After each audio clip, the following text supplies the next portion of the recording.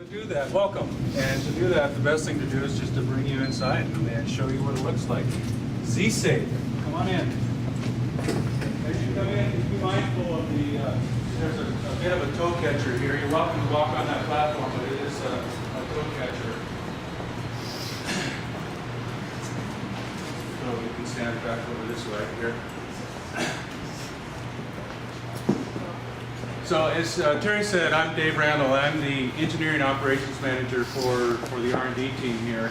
And I'm responsible for most things operational. So facilities, IT, storage, personnel, budgeting, those sorts of things. And so we're here today in the Z-SAV, which is System Archival Vault. And hopefully this morning you're getting a sense of HP's commitment to our customers in innovation and providing quality, time to market, and value. And what I'm going to talk about here is kind of the back end side of that commitment.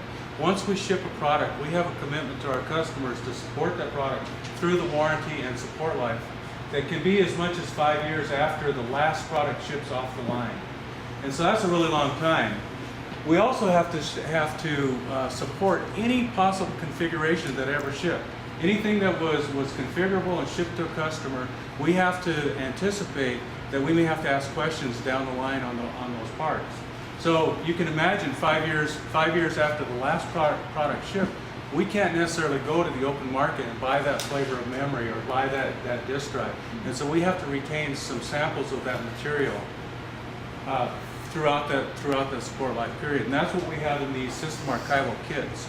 We've developed a database. It's bill of materials driven, and the database tells us where in any one of these boxes we have, you're welcome to come around, where we have in any one of these boxes a package, a component, a part, a motherboard, a flavor of memory is all in these system archival kits. And so if the phone rings, so a customer is having problems with the system, phone rings, within just a matter of minutes, our support engineers can come out here, find the exact boxes that the parts are in, put the system together, get it down on the benches in the lab that you just came from, and try and troubleshoot, isolate the problem that they're seeing.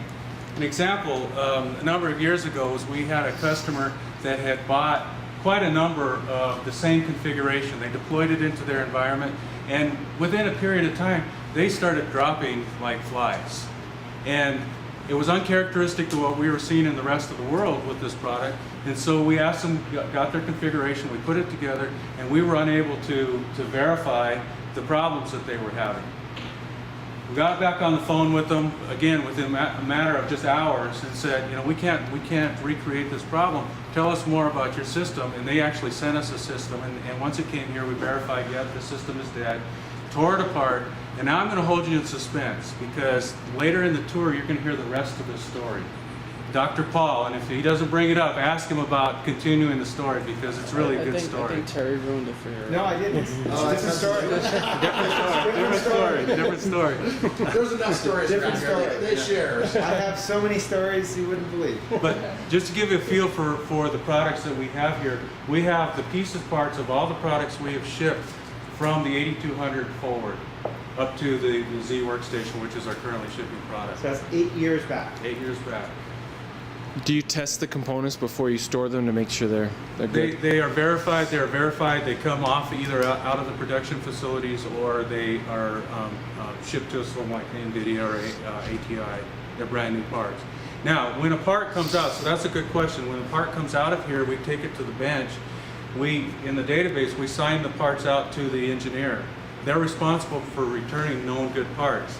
If they break it, which is an okay thing, because sometimes as you're doing your triage, you might even have to drill a hole in the side of the chassis in order to get in there and probe it and instrument it up.